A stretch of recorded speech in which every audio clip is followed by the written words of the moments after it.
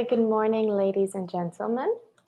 Thank you for joining today's iTrain's webinar on artificial intelligence in business. Explore where to use AI in a company. And today we are joined by our trainer, Tarun, who will be presenting right after I introduce iTrain and tell a bit more about the technical details about today's webinar. So at iTrain, we are supporting digital transformation in Asia, and we are the pioneers and leaders in tech learning. And at iTrain, we believe in two core principles: the power of technology to shape the future and help us build a better world, and that love of learning is the source of human ingenuity and well-being. Our goal, which is backed by government and academia, is to fast-track Asian businesses with the latest technology applications and know-how. So these are some of the courses that we have rolled out, and we are working also now in moving them online. So we will be having online master classes and online training sessions shortly. So do make sure to follow us on Facebook and follow us also on our website, itrain.com.mi, to see all the updates on when such courses as mobile development, blockchain, data science, Internet of Things, artificial intelligence, fintech, digital marketing, and cybersecurity, you will be able to learn from your home by watching the courses and yes, online. So, and these are some of the clients that we have had the chance to work with and help them to empower their businesses. And as you can see, they're from many strategic sectors such as finance, technology, industry, and manufacturing. So this is it from me today. I will welcome now Tarun. And yes, a reminder that if you have any questions, please write them in the comments section or the chat box. And all your questions will be addressed after Tarun's presentation in the Q&A session. And the recording of the webinar will be also available after you fill out the feedback form, which I will shortly share in the comments and chat box section. Okay, thank you so much for your attention. And now I give the floor to Tarun. Okay, so thank you again. Welcome, everyone. Thank you, Elizabeth, for inviting me to conduct this webinar. So my name is Tarun Sukhani, and I'm the founder and CTO of Abundant. So, you know, iTrain is a great partner of ours, and iTrain is, as they stated, a leader in technical and technological learning, and Abundant is a leader in implementation of these technologies for digital transformation and big data analytics. So we hold our partnership in very high regard, and we're also very grateful for iTrain for all these seminars, and of course all the master classes that are going to be coming online. So just a little bit about me. I have a little bit more than 20 years of experience, probably a little bit more than 20 years now. My gray is showing. But I have been in a number of senior roles, including as a director, a senior level IT executive. I have consulted for a number of companies throughout the globe, and I have conducted seminars and workshops also around the globe, mostly within Southeast Asia. So let's talk about AI in business. So first of all, of course, what is artificial intelligence? So artificial intelligence refers to the simulation of human intelligence in machines that are programmed to think like humans and mimic their actions. So the term may also be applied to any machine that exhibits traits associated with the human mind, such as learning and problem solving.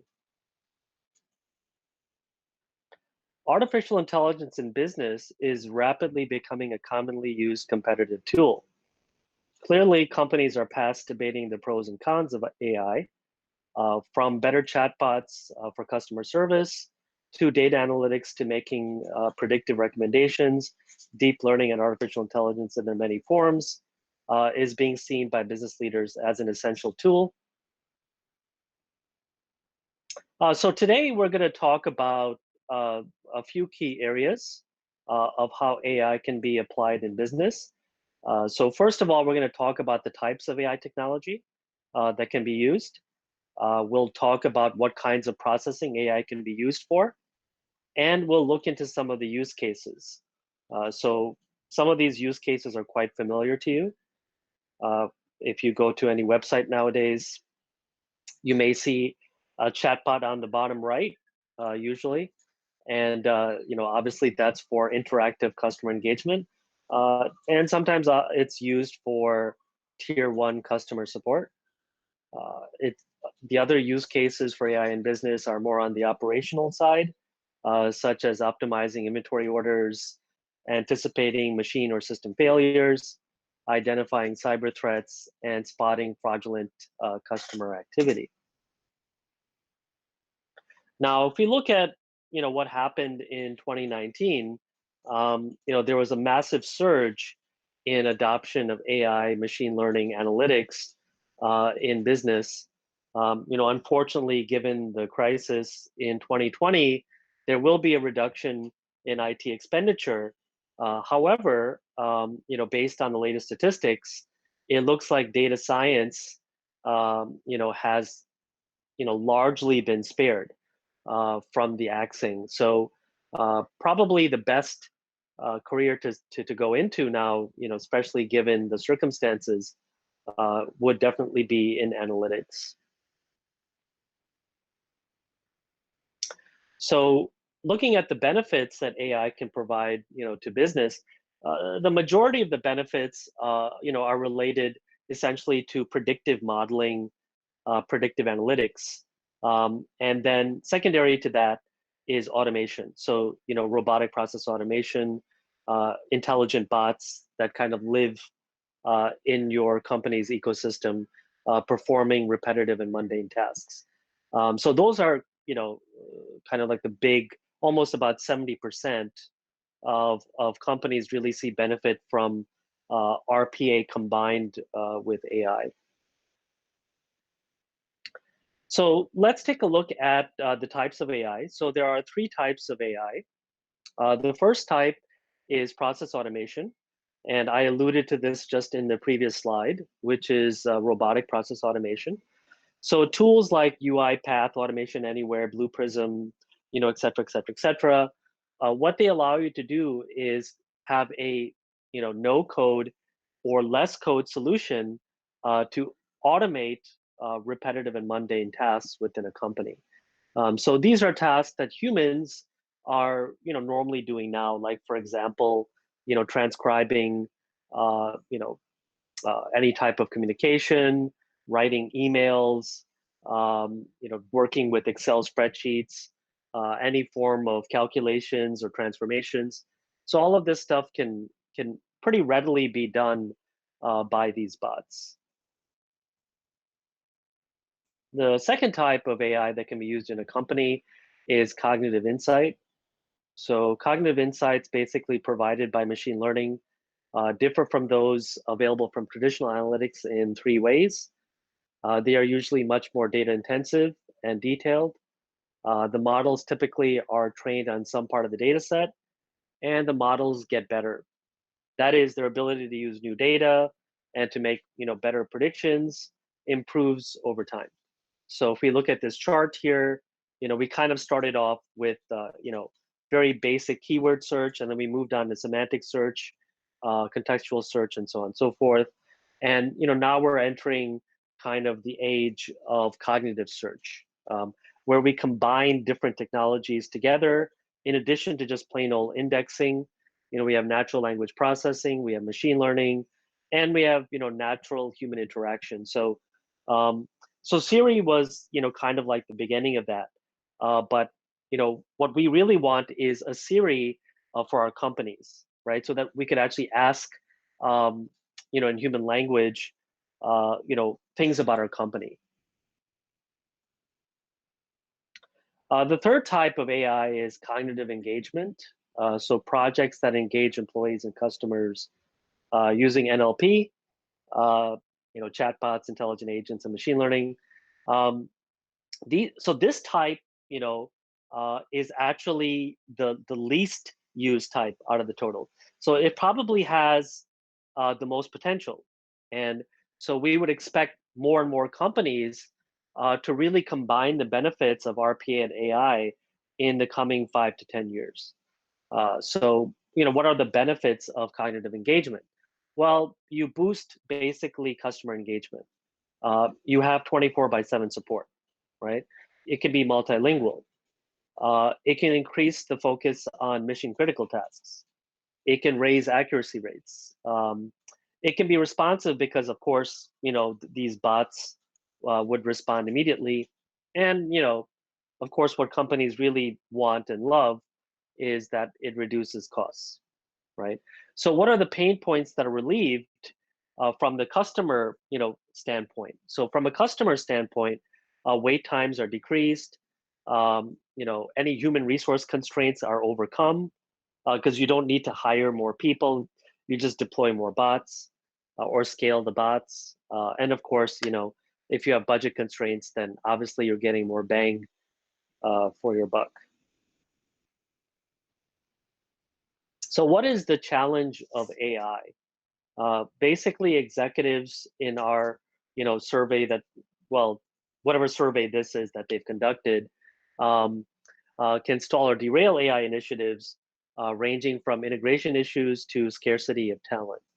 So percentage of people who cited the following as obstacles, essentially, about half of it, the kind of like the highest was it's hard to integrate cognitive projects with existing processes and systems. So systems integration remains a sticking point, a thorn in the side of a lot of companies. And a lot of this has to do with the fact that they may have legacy systems, right? That they don't very easily integrate with APIs. So that's really a concern. And the second, concern is technologies and expertise are too expensive. So a lot of companies, like Google and Amazon and Facebook and a plethora of others are working on ways to design platforms that allow you to create AI models, machine learning models with less code or no code, and so that way it becomes much easier to develop these models. However, systems integration, still will remain an issue. So, what I anticipate really in the future is that systems integration with AI and legacy and brownfield, solutions will definitely be in demand. And then, of course, there's a bunch of other ones as well. Managers don't understand the technology very well. We can't get enough people with this expertise. Of course, I don't want to plug my company in there, but obviously that's what we do. And in fact, we focus on those two: systems integration and machine learning. Technologies are immature. So that's another thing, is that if we look at, for example, TensorFlow and PyTorch, which are the dominant machine learning, deep learning engines out there, they're relatively young, um, and just within the last 3 to 5 years, um, and a lot of them have yet to mature. So that remains an issue as well. Um, and then finally, technologies have been undersold in the marketplace. Um, one thing is that a lot of awareness has not really come to people about what technologies are available and what they can do. So, for example, for streaming analytics, like using Redis AI or Redis Streams along with Spark and Cassandra and all these other tools, a lot of people are just not aware, what these tools are and what they can do. So there are 5 types of AI that companies normally adopt. So we can just go through them. So the first one we talked about already, which is interactive AI. The second is functional AI. So these could be IoT solutions or RPA. The third type is analytic AI, which is like sentiment analysis, supplier risk assessment, uh, and things basically related to analytics. So this could be NLP related. It could be computer vision related. et cetera, et cetera, et cetera. And then there's text AI, so that's NLP. And then, as I mentioned just a little bit a while ago, is computer vision. But there's so much to visual AI beyond just simple computer vision applications. A lot of people just think, well, oh, it's facial recognition, blah blah. But as we've seen, during this crisis, there have also been applications, for measuring temperatures from a distance, checking to see if people are wearing masks, et cetera, et cetera. So there's a lot of applications of visual AI. So because chatbots kind of are, being used more and more frequently, and customer engagement really will increase, kind of virtually online during this crisis, I wanted to spend a little bit more time, talking about chatbots. So if we look at chatbots by themselves, they can be pretty dumb, right? So chatbots, when they're originally constructed, are based on intents and then simple knowledge bases. So the idea is that when a customer types in a query, it's mapped to an intent, and that intent is mapped to a bunch of answers. And so it's very programmatically driven. And the next generation of chatbots really kind of integrates robotic process automation with machine learning. So the idea is that if you request a bot to do something, they can actually go within your ecosystem and actually run tasks. So for example, they could run a job that gets back a report. So for example, if a customer says, well, what is my banking statement for the last month? And then the RPA will actually go out, run that task, using an API or microservice, get back the result, and actually show it to the user. Now, the user could then ask, well, oh, thanks, for giving me the statement, but could you just summarize the statement? How much did I spend on food last month, right? And what percentage was that of the total? And then instead of going through the report, the chatbot would just tell you, right? And so that would just be analytics, right? So, and again, that would be another call to maybe potentially another API or microservice. So that's really what we're trying to achieve within the next 5 to 10 years. Um, and companies like mine and others are focusing on this holy grail of human, bot chatbot interaction, which kind of mimics what we see in general knowledge with Siri, but something more akin to like Star Trek, where you can actually have a conversational kind of uh, tone to the way you do things. And also it's very much tied to your business metrics, right? It's tied to your strategy. And so that could be customer facing or on the operational side. So on the operational side, the chatbot would interact with employees. So the employee could say, hey, um, uh, what is our current inventory for this stock number for this SKU, and do we need to replenish the stock very soon, right?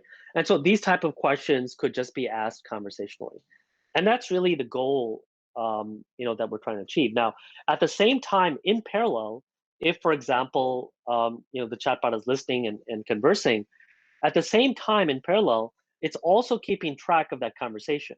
So, what is the sentiment of the conversation? Is the end user not happy with the results, for example, right? So all of this stuff will actually be monitored very carefully. So this is a whole new world of human computer interaction, that we could be entering, right? And this is just due to the confluence of these technologies of RPA, of deep learning, and the regular kind of chatbot, right? So one thing is that we want to improve personalization. We want to fix problems before they occur. So a lot of it could be preventative. So these bots are going out and finding things and then notifying people. So they could be notifying you through voice, through email or whatever medium you choose, and then they can streamline the sales path. So the golden path, as we call it in the sales industry, the funnel, so to speak, that can be completely streamlined because every layer of that funnel could have chatbots assigned to it. So this just shows that the confluence of RP and AI is really the future of AI in business. So the future of AI in business is really conversational AI, right? And the part that has to do with actually implementation, coding, and everything, we want to simplify that as well. So this way, these systems become available, generally available to a lot of companies, right? And so you could imagine using your mobile app, interacting with the bot through voice, coming to, like for example, booking a hotel completely through your voice, and then coming to the hotel, everything would be contactless, right? So you would just walk into the hotel and go straight to your room. There would be no interaction required. Your phone would basically open up the door either through a code that your phone would give you, the app would give you, or even through your voice, right? So there are many ways for you to, obviously interact, and then for you to order whatever you want or check out whatever. Everything would be done contactless, right? So all of these things are definitely possible using today's technology. So this is something that a lot of companies are looking to do and to improve. And so some of them are focusing on the actual platform side of things to make it easier to build these things. And some of them are actually working on the implementation side, like my company, which is actually deploying such solutions. So if we look at these elements, we have the interactive element, which is the conversational element. We have the execution element, which is the RPA element.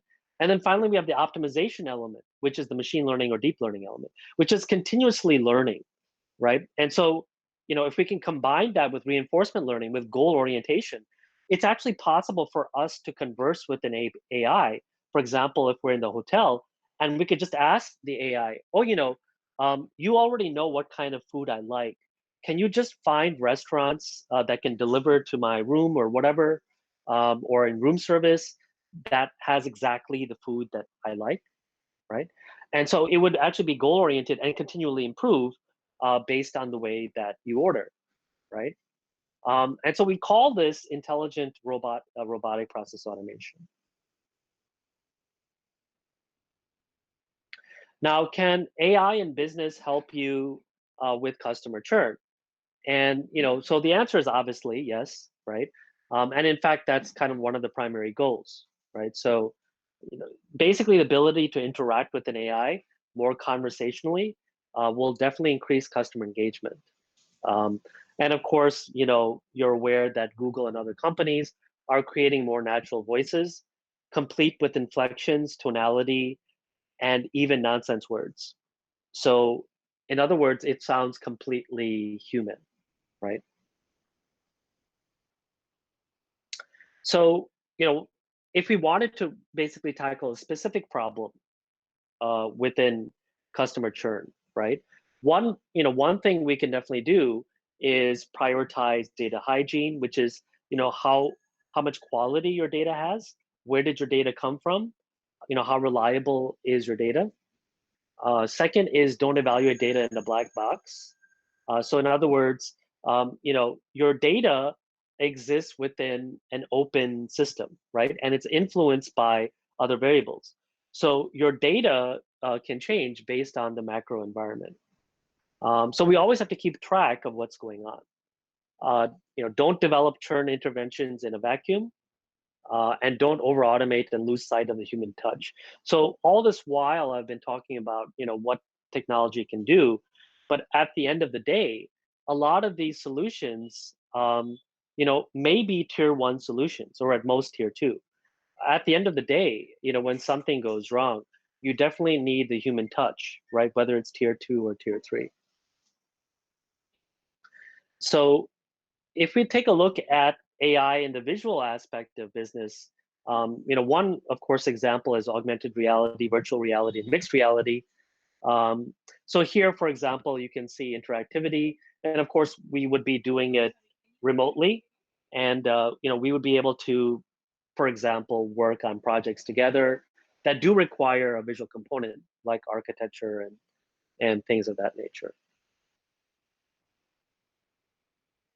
So in terms of forecasting, in markets, so for example, for marketing purposes, for marketing intelligence, digital marketing, and all the stuff that happens around sales and marketing, how can we use AI within essentially marketing analytics, right? So, basically there are different examples here. We can, use it for customer experience related activities. We can use it for general sales and marketing activities, advertising and other stuff. We can use it for network and security. And then we can also use it for AI, IoT and crowd behavior. So for example, um, when stores open up and more in mass, and people start to shop at brick and mortar, we can monitor their activities, using beacons, for example, or Wi-Fi triangulation. And then the idea is that we're trying to feed into customer behavioral profiles.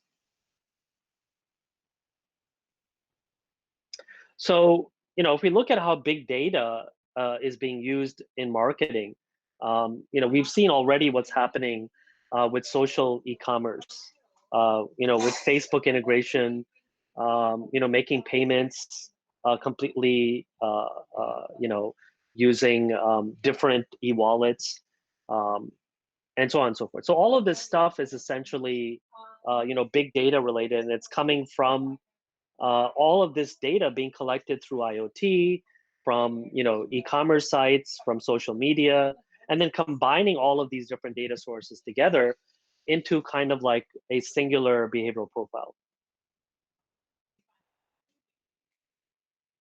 So, if we take a look at customer profiling in more detail, and taking a look at how we can build up a customer profile, there are many obviously attributes of this.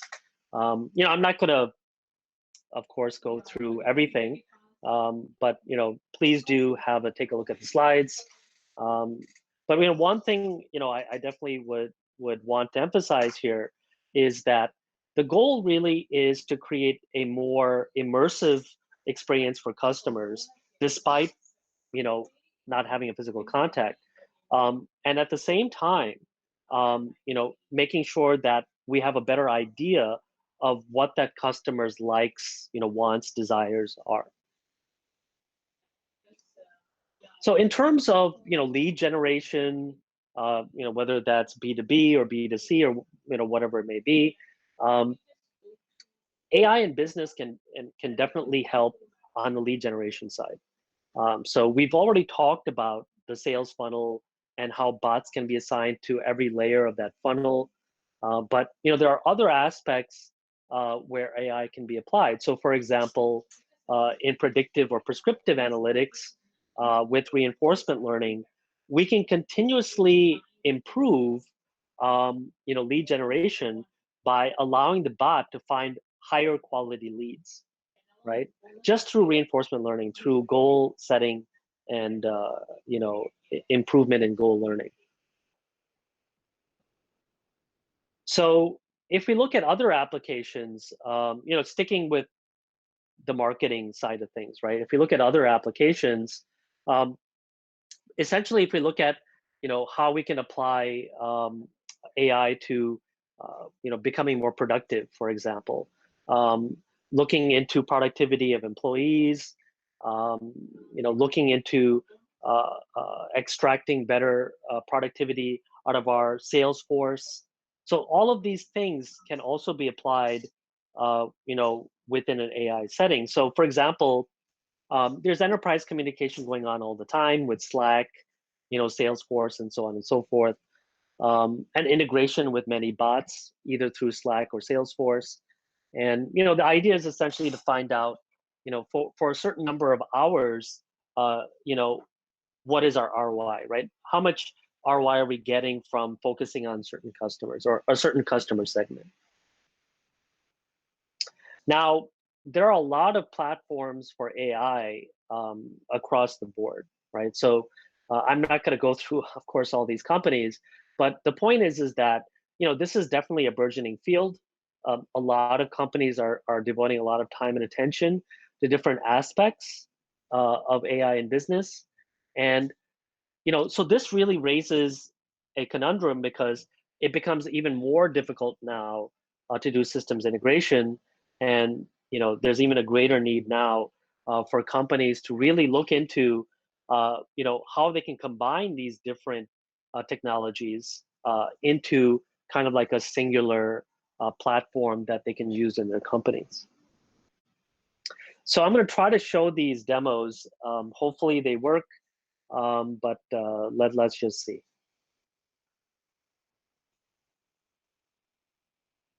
So this was just one example of a chatbot demo being used for property in I guess this would be like prop tech or something like that.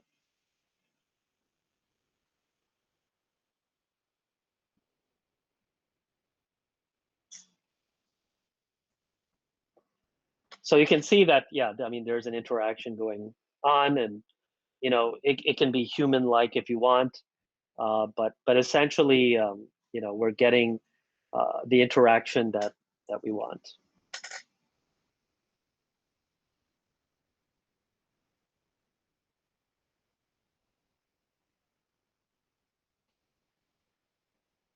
And you can see, like here, he's booking a meeting completely through the chatbot.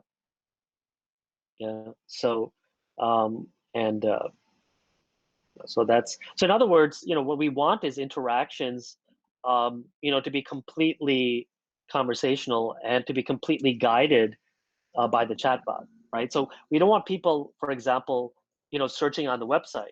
It would be much better if we just had this singular interface, and then the website is just there for for knowledge base and digging down deep, right? But to get at the surface layer of things that you need right away, you would just use the chatbot. And we have one more video before we go into Q&A.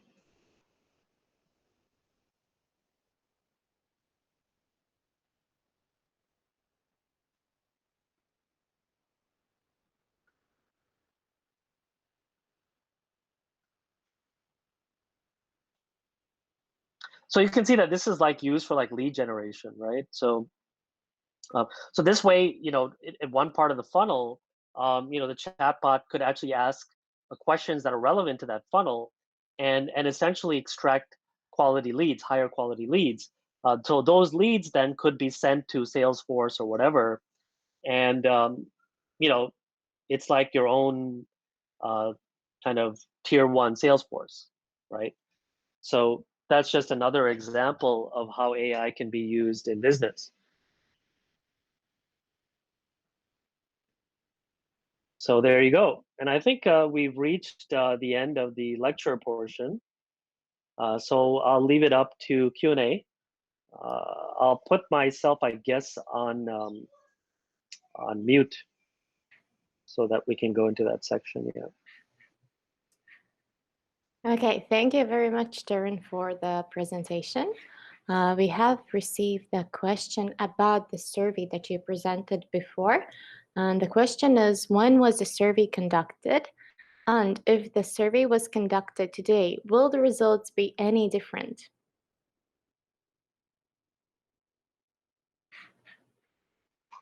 Okay, so the survey, I think that you're referring to was essentially, well, there were many surveys, but was it the survey that was within the first few slides? Let me Yes, just go that back one. to the slides. Yeah, Okay. one of the first few ones. Okay. So I think there was more than one.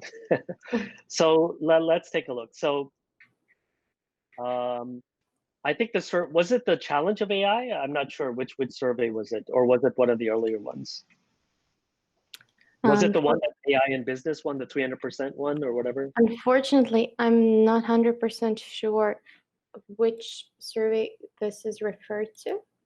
Oh, I see. Okay, okay. Yes.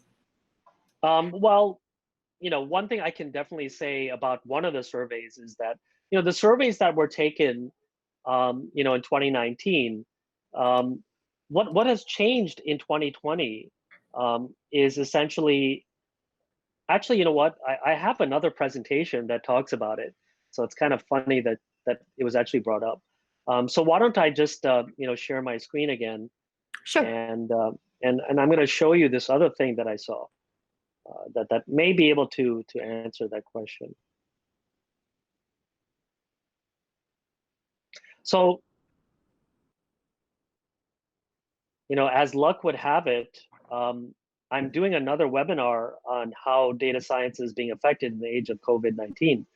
And so, this slide essentially, answers that question. And, if people want this presentation, to be shared with them as well, yeah, no problem. So if we take a look at what's happened, essentially, so far in 2020, the growth rate has decreased by 2%, and compared to the previous year, it's negative 5.1%.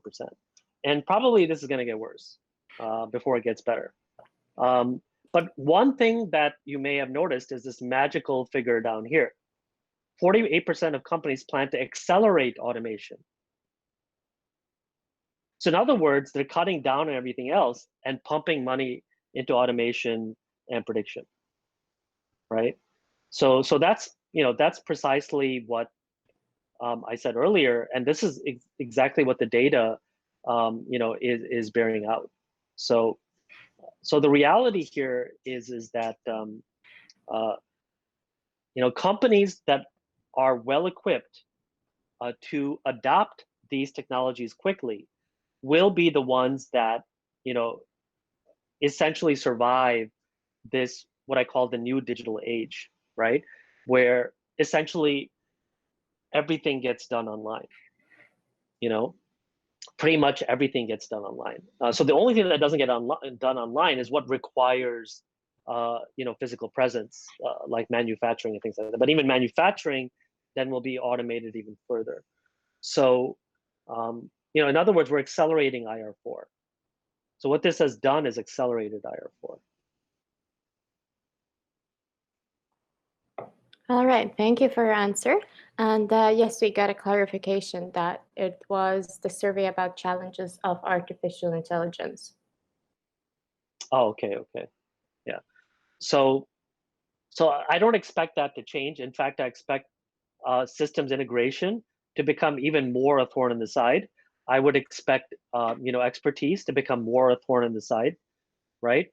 Even though I have my own company, I'm getting job offers for just those positions on LinkedIn. Well, I mean job opportunities. So companies like Amazon, right? Are definitely looking for those type of people, even more so now. So yeah, I mean, if you're well positioned to recognize that systems integration, right, as well as AI, machine learning, data science, DevOps, and RPA platforms are the future. If you are already, there, right, then you stand to benefit the most in the ensuing year, right, from now until March 2021 for sure. All right, thank you for your answer. And there's one more question asking how much of time and effort there is needed to upskill, reskill the present employees to know artificial intelligence. Okay, so there are 3 different levels, right? So, at the beginner level, it only takes maybe a week or two to learn the relevant technologies. And then you can operate at a superficial level, right? You can get things done. And then there's an intermediate level, which allows you to essentially have more tools in your tool set, in your tool belt, and that would allow you to do many other types of tasks.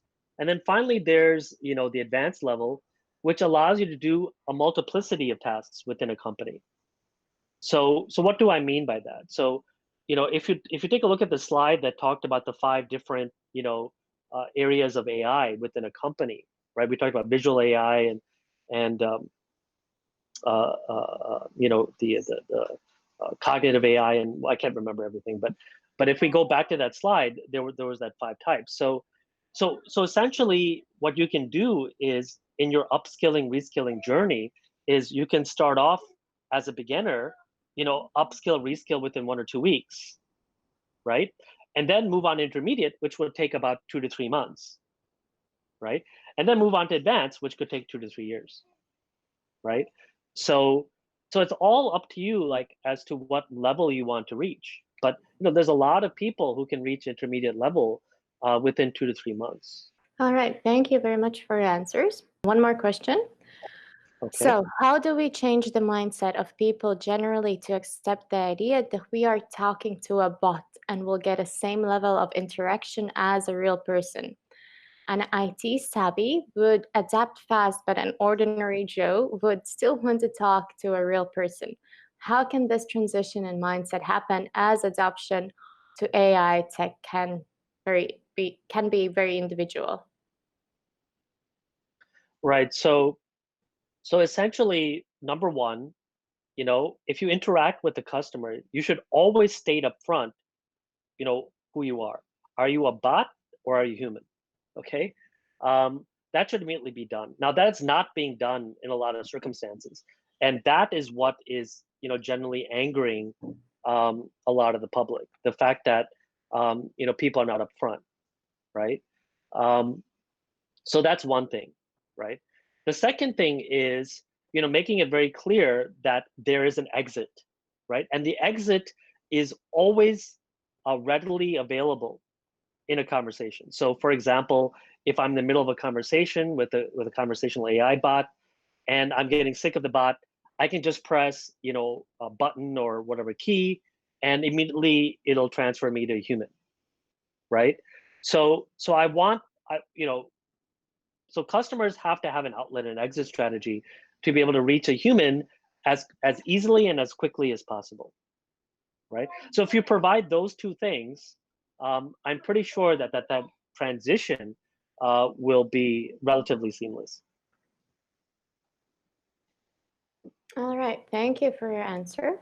That's there are comments though on about the great sharing, and thank yous to you, Tarun, for giving a very insightful presentation. So yes, thank you very much for that.